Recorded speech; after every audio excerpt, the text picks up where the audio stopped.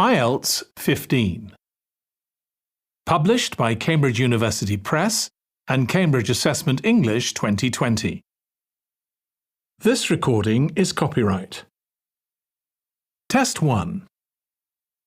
This is the IELTS listening test. You will hear a number of different recordings and you will have to answer questions on what you hear. There will be time for you to read the instructions and questions, and you will have a chance to check your work. All the recordings will be played once only. The test is in 4 parts. At the end of the test, you will be given 10 minutes to transfer your answers to the answer sheet. Now turn to Part 1.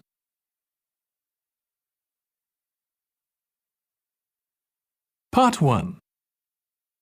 You will hear a woman phoning a friend to get information about a job agency.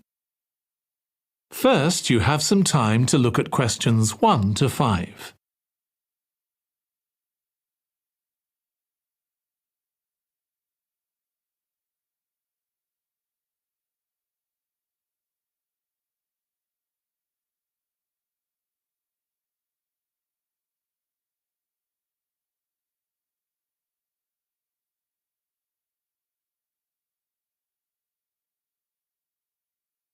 Now listen carefully and answer questions 1 to 5. Hello, William. This is Amber. You said to phone if I wanted to get more information about the job agency you mentioned. Is now a good time? Hi, Amber. Yes, fine. So the agency I was talking about is called Bankside. They're based in Docklands. I can tell you the address now. 497 East Side. OK, thanks. So is there anyone in particular I should speak to there? The agent I always deal with is called Becky Jamieson. Let me write that down. Becky... Jamieson. Jamieson.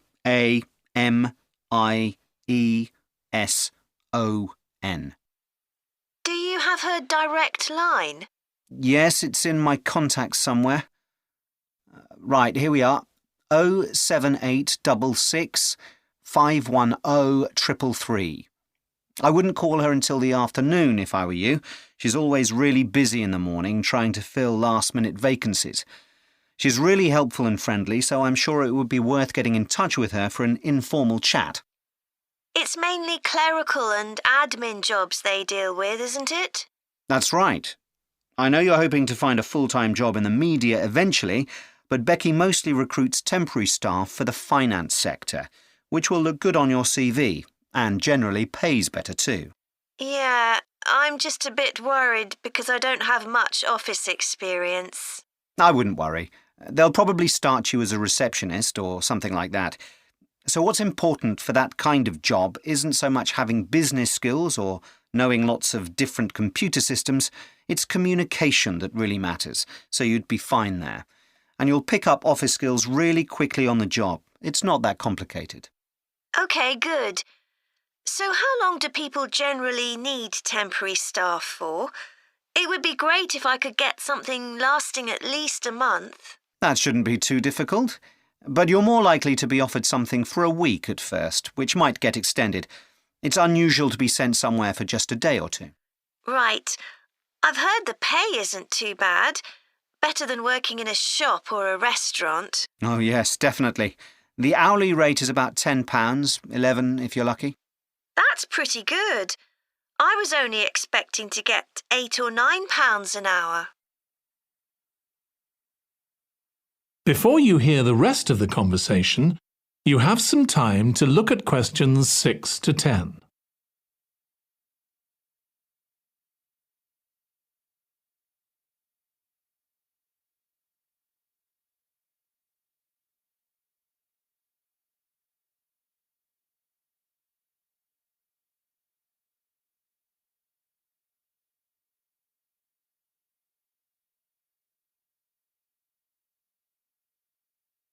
Now listen and answer questions 6 to 10. Do you want me to tell you anything about the registration process? Yes, please. I know you have to have an interview. The interview usually takes about an hour, and you should arrange that about a week in advance. I suppose I should dress smartly if it's for office work. I can probably borrow a suit from Mum. Good idea. It's better to look too smart than too casual.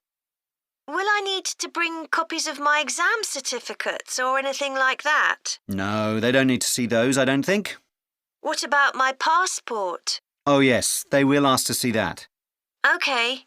I wouldn't get stressed about the interview, though. It's just a chance for them to build a relationship with you, so they can try and match you to a job which you'll like. So there are questions about personality that they always ask candidates, fairly basic ones, and they probably won't ask anything too difficult, like what your plans are for the future. Hope not. Anyway, there are lots of benefits to using an agency. For example, the interview will be useful because they'll give you feedback on your performance so you can improve next time. And they'll have access to jobs which aren't advertised. Exactly. Most temporary jobs aren't advertised. And I expect finding a temporary job this way takes a lot less time. It's much easier than ringing up individual companies. Yes, indeed. Well, I think I've covered everything. That is the end of Part 1.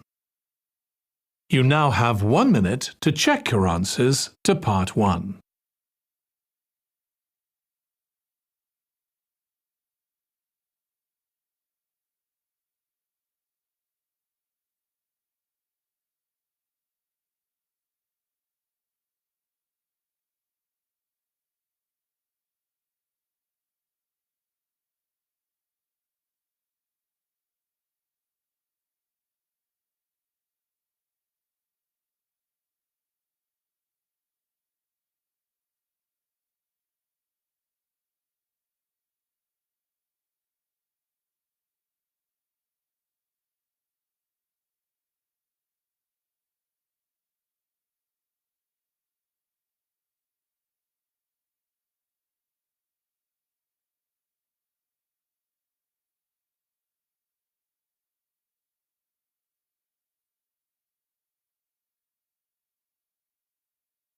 Part 2.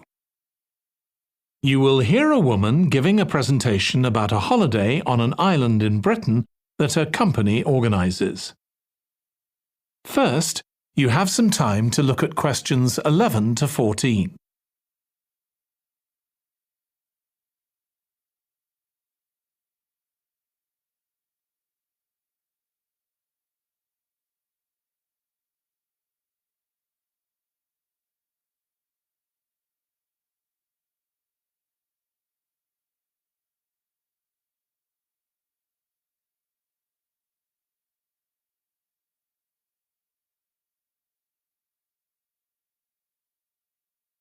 Now listen carefully and answer questions 11 to 14. Good morning. My name's Erica Matthews, and I'm the owner of Matthews Island Holidays, a company set up by my parents. Thank you for coming to this presentation, in which I hope to interest you in what we have to offer. We're a small family-run company, and we believe in the importance of the personal touch. So we don't aim to compete with other companies on the number of customers. What we do is build on our many years' experience, more than almost any other rail holiday company, to ensure we provide perfect holidays in a small number of destinations, which we've got to know extremely well. I'll start with our 6-day Isle of Man holiday. This is a fascinating island in the Irish Sea, with Wales to the south, England to the east, Scotland to the north, and Northern Ireland to the west. Our holiday starts in Heysham, where your tour manager will meet you. Then you'll travel by ferry to the Isle of Man. Some people prefer to fly from Luton instead, and another popular option is to go by train to Liverpool and take a ferry from there. You have 5 nights in the hotel, and the price covers 5 breakfasts and dinners and lunch on the 3 days when there are organised trips. Day 4 is free, and most people have lunch in a cafe or restaurant in Douglas. The price of the holiday includes the ferry to the Isle of Man, all travel on the island, the hotel, and the meals I've mentioned. Incidentally, we try to make booking our holidays as simple and fair as possible, so unlike with many companies, the price is the same whether you book 6 months in advance or at the last minute, and there's no supplement for single rooms in hotels. If you make a booking then need to change the start date, for example because of illness, you're welcome to change to an alternative date or a different tour for a small administrative fee. Before you hear the rest of the talk, you have some time to look at questions 15 to 20.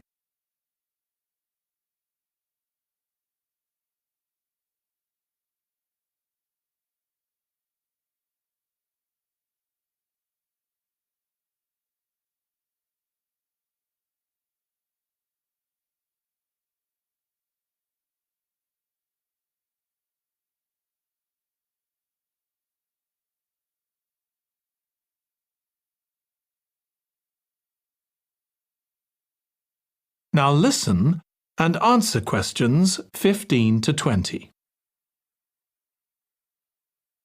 Okay, so what does the holiday consist of? Well, on day 1, you'll arrive in time for a short introduction by your tour manager, followed by dinner in the hotel.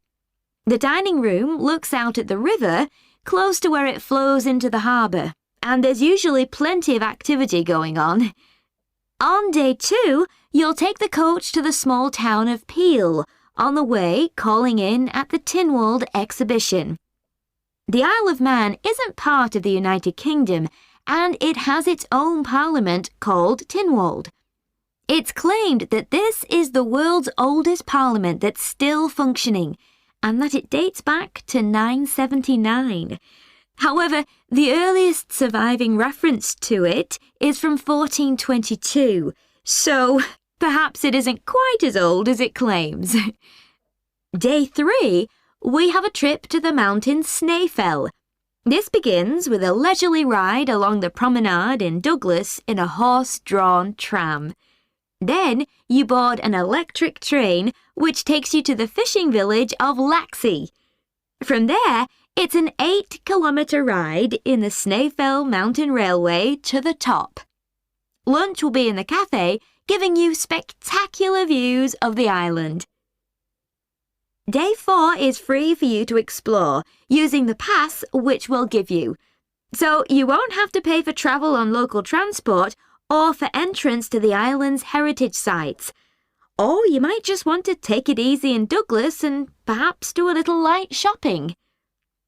The last full day, day 5, is for some people the highlight of the holiday, with a ride on the steam railway from Douglas to Port Erin.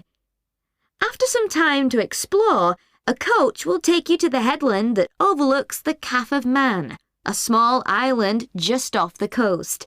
From there, you continue to Castletown, which used to be the capital of the Isle of Man and its medieval castle. And on day 6, it's back to the ferry, or the airport if you flew to the island, and time to go home. Now, I'd like to tell you a bit more. That is the end of part 2. You now have 30 seconds to check your answers to part 2.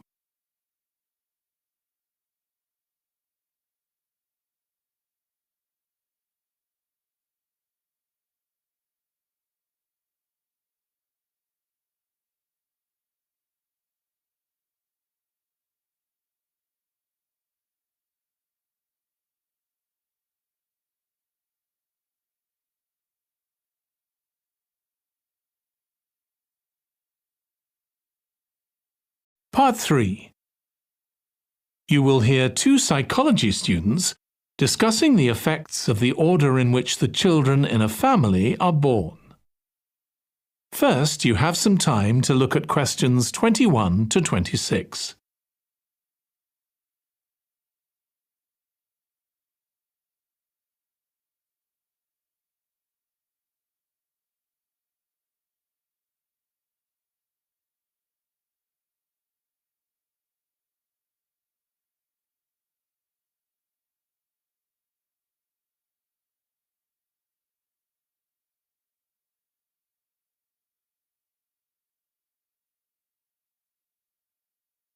Now listen carefully and answer questions 21 to 26.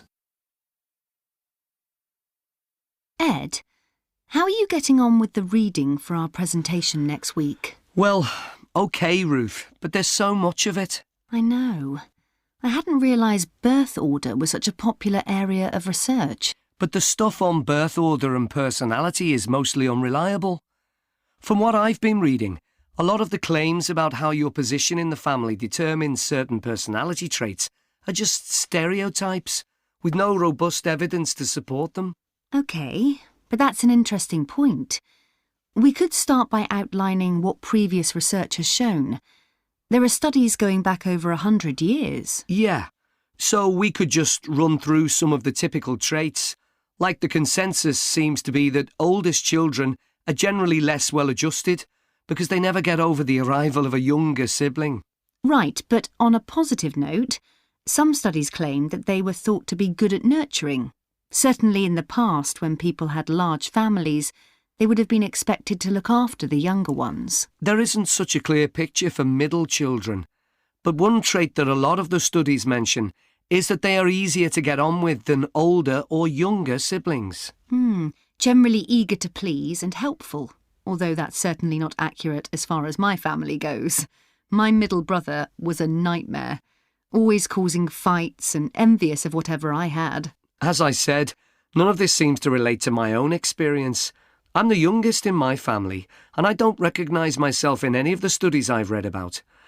I'm supposed to have been a sociable and confident child who made friends easily, but I was actually terribly shy.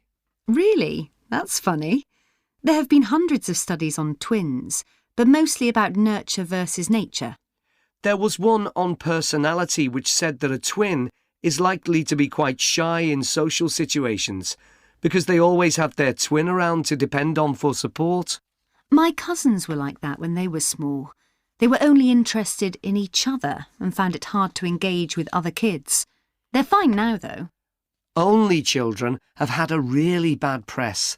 A lot of studies have branded them as loners who think the world revolves around them because they've never had to fight for their parents' attention. That does seem a bit harsh. One category I hadn't considered before was children with much older siblings. A couple of studies mentioned that these children grow up more quickly and are expected to do basic things for themselves, like getting dressed. I can see how that might be true, although I expect they're sometimes the exact opposite, playing the baby role and clamouring for special treatment. Before you hear the rest of the discussion, you have some time to look at questions 27 to 30.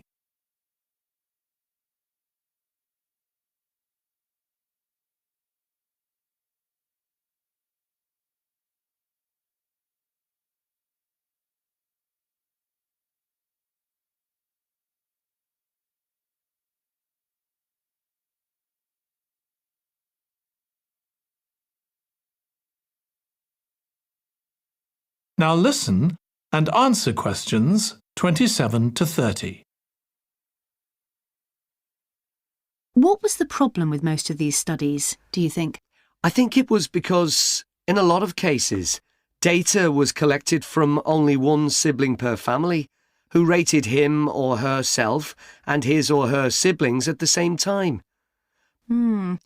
Some of the old research into the relationship between birth order and academic achievement has been proved to be accurate, though. Performances in intelligence tests declined slightly from the eldest child to his or her younger siblings. This has been proved in lots of recent studies. Yes, although what many of them didn't take into consideration was family size. The more siblings there are, the likelier the family is to have a low socio-economic status, which can also account for differences between siblings in academic performance. The oldest boy might be given more opportunities than his younger sisters, for example. Exactly. But the main reason for the marginally higher academic performance of oldest children is quite surprising, I think. It's not only that they benefit intellectually from extra attention at a young age, which is what I would have expected.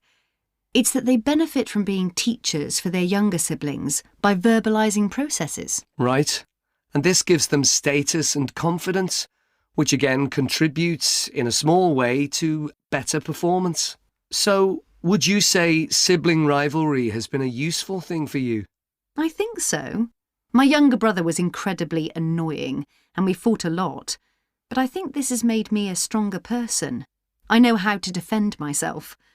We had some terrible arguments, and I would have died rather than apologise to him. But we had to put up with each other, and most of the time we coexisted amicably enough. Yes, my situation was pretty similar. But I don't think having two older brothers made me any less selfish. I was never prepared to let my brothers use any of my stuff. That's perfectly normal, whereas sometimes... That is the end of Part 3. You now have 30 seconds to check your answers to Part 3.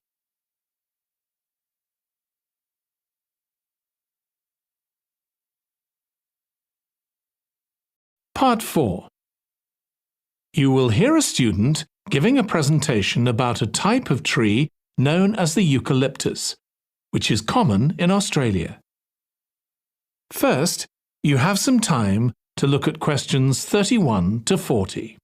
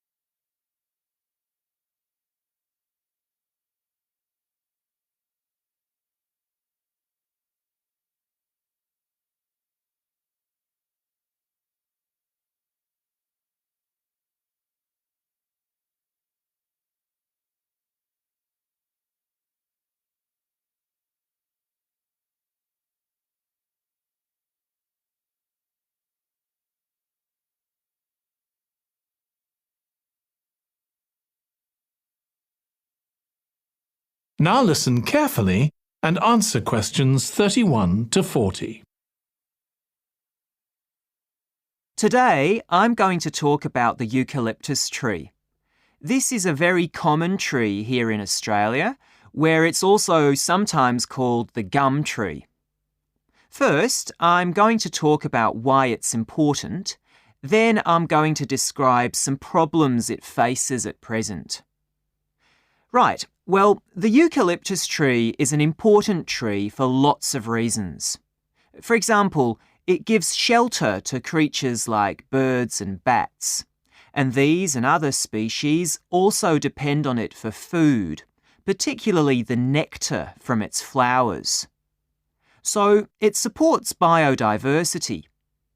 It's useful to us humans too, because we can kill germs with a disinfectant made from oil extracted from eucalyptus leaves.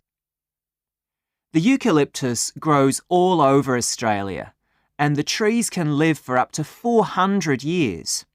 So it's alarming that all across the country, numbers of eucalyptus are falling because the trees are dying off prematurely.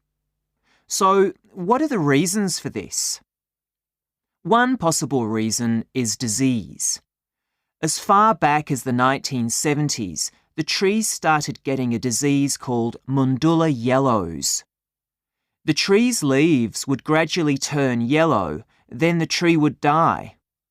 It wasn't until 2004 that they found the cause of the problem was lime, or calcium hydroxide, to give it its proper chemical name, which was being used in the construction of roads.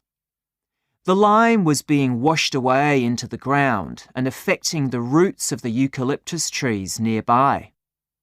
What it was doing was preventing the trees from sucking up the iron they needed for healthy growth. When this was injected back into the affected trees, they immediately recovered. But this problem only affected a relatively small number of trees. By 2000, huge numbers of eucalyptus were dying along Australia's east coast of a disease known as bell miner-associated dieback. The bell miner is a bird, and the disease seems to be common where there are high populations of bell miners. Again, it's the leaves of the trees that are affected. What happens is that insects settle on the leaves and eat their way round them, destroying them as they go, and at the same time they secrete a solution which has sugar in it. The bell miner birds really like this solution, and in order to get as much as possible, they keep away other creatures that might try to get it. So these birds and insects flourish at the expense of other species, and eventually so much damage is done to the leaves that the tree dies.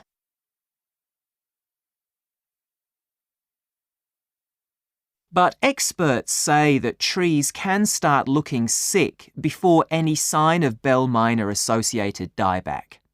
So it looks as if the problem might have another explanation.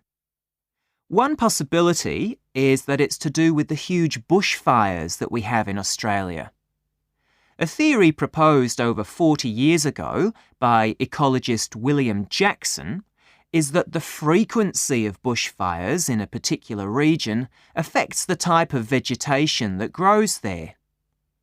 If there are very frequent bushfires in a region, this encourages grass to grow afterwards, while if the bushfires are rather less frequent, this results in the growth of eucalyptus forests. So, why is this?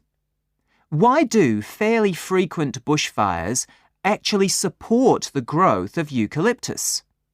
Well, one reason is that the fire stops the growth of other species which would consume water needed by eucalyptus trees. And there's another reason. If these other quick-growing species of bushes and plants are allowed to proliferate, they harm the eucalyptus in another way by affecting the composition of the soil and removing nutrients from it. So some bushfires are actually essential for the eucalyptus to survive as long as they are not too frequent.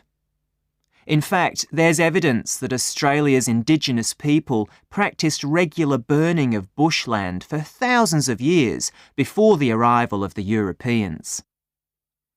But since Europeans arrived on the continent, the number of bushfires has been strictly controlled. Now, scientists believe that this reduced frequency of bushfires to low levels has led to what's known as dry rainforest, which seems an odd name as usually we associate tropical rainforest with wet conditions. And what's special about this type of rainforest? Well, unlike tropical rainforest, which is a rich ecosystem, this type of ecosystem is usually a simple one.